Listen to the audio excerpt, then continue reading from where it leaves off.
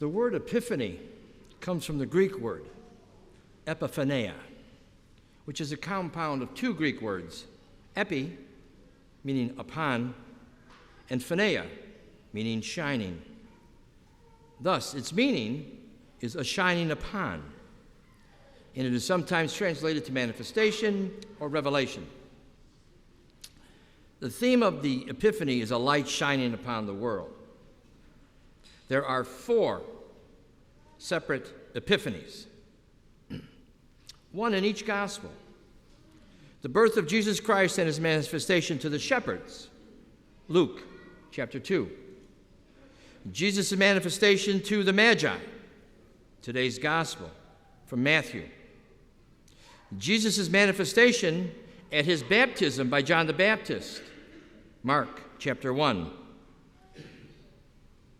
The dove appears and says, "Thou art my beloved child in which I am well pleased." And the 4th one is Jesus' manifestation at the wedding feast of Cana, where Jesus performed his first miracle.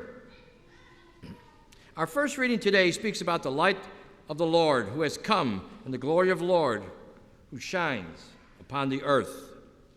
Out of the darkness, a new light shines upon all nations, not just on the people of Israel.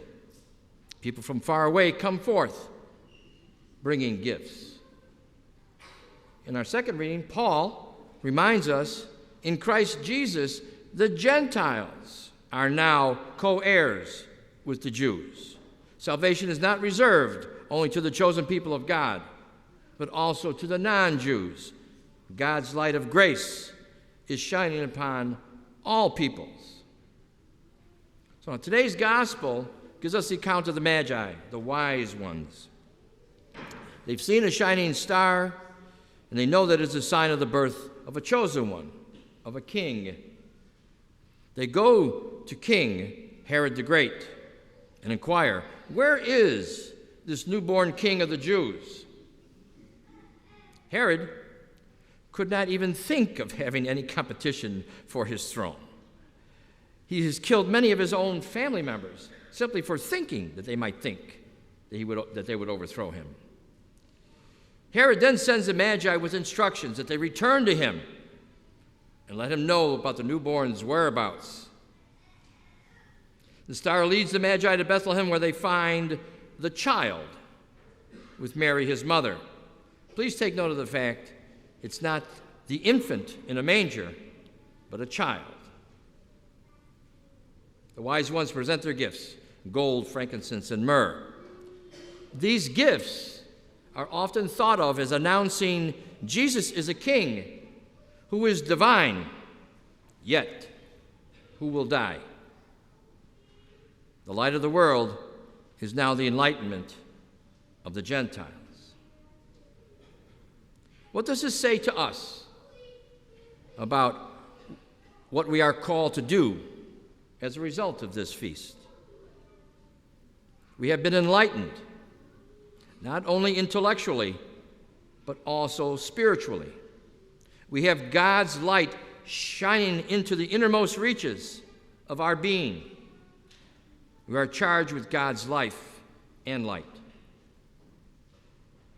We can go out into the darkness now and shine upon those in darkness and give them light and hope of a more powerful light.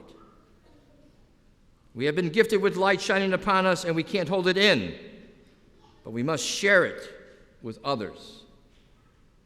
We do this by showing care and concern and love for others. We do not have the energy within us to do it alone. We must constantly go back to the light of Christ and get re-energized. It is through a deepening of our relationship with the light that we have the enthusiasm and the drive to shine upon others.